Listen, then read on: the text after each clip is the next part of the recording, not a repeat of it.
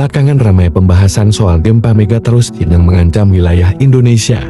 Kehebohan ini bermula dari insiden gempa megatrust Nankai yang mengguncang Jepang dengan kekuatan M7.1 pada Kamis 8 Agustus lalu.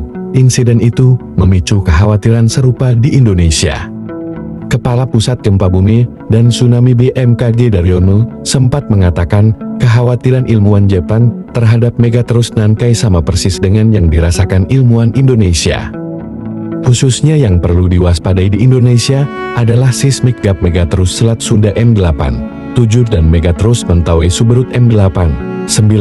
Rilis gempa di kedua segmen megatrust kini boleh dikata tinggal menunggu waktu, karena kedua wilayah tersebut sudah ratusan tahun belum terjadi gempa besar, kata dia dalam keterangan resmi beberapa saat lalu.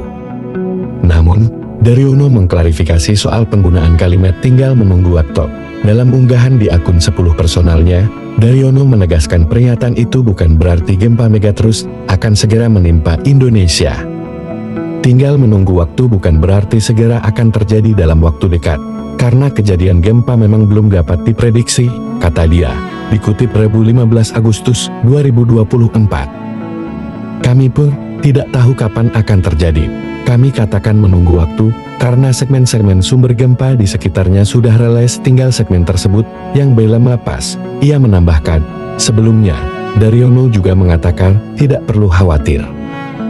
Langkah antisipasi dan mitigasi BMKG sudah menyiapkan sistem monitoring, processing, dan diseminasi informasi gempa dan peringatan dini tsunami yang makin cepat dan akurat. Daryono mengatakan, apa yang terjadi di Jepang dapat dipantau secara real-time dan dianalisis dengan cepat.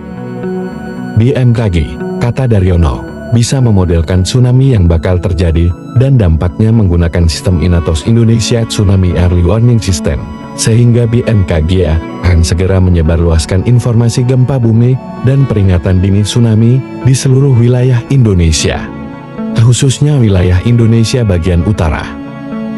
Di Indonesia sendiri, terdapat 2 megatrust yang membuat sorotan, yaitu megatrust Selat Sunda dan Mentawai Siberut. BMKG menyatakan potensi gempa besar di 2 zona megatrust itu sudah dibahas sejak sebelum terjadi gempa dan tsunami Aceh tahun 2004. Lebih lanjut, Daryono menjelaskan, jika gempa dahsyat di megatrust Nankai benar-benar terjadi, kemungkinan besar dapat memicu tsunami. Karena setiap gempa besar dan dangkal di zona megatrust akan memicu terjadinya patahan dengan mekanisme naik terus fault yang dapat mengganggu kolom air laut tsunami. Pergerakan vertikal yang tiba-tiba dapat mengganggu permukaan laut, menggerakkan air, dan menghasilkan gelombang tsunami. Gelombang tsunami kemudian menjauh dari pusatnya menuju ke pesisir. Meski begitu, tidak semua gempa bumi menimbulkan tsunami. Gempa bumi tidak selalu diikuti oleh tsunami. Hal ini karena tsunami bisa terjadi jika gempa berada di dasar laut dan kedalaman gempa relatif dangkal, yaitu rata-rata kurang dari 10 km.